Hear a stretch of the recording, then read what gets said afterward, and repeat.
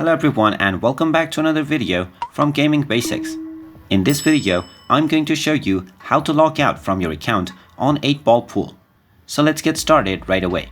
First of all, just open up the 8-Ball Pool game, and if you are logged into your account already, you will be taken into the home page directly. Now in order to log out from your account, tap on the settings option at the bottom left corner. This will take you into the settings page where you can see underneath the account section all of the accounts that you are logged in with.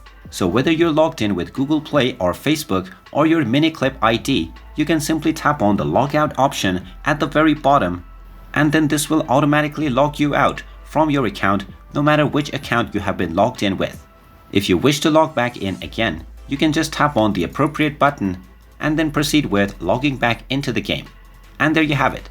That is how easy it is to log out from your accounts on 8-Ball Pool. If you find this video helpful, make sure you hit that like button and subscribe to our channel if you haven't done so already. Also ring that notification bell to never miss another update from us. Thank you for watching, and I will see you again in the next video.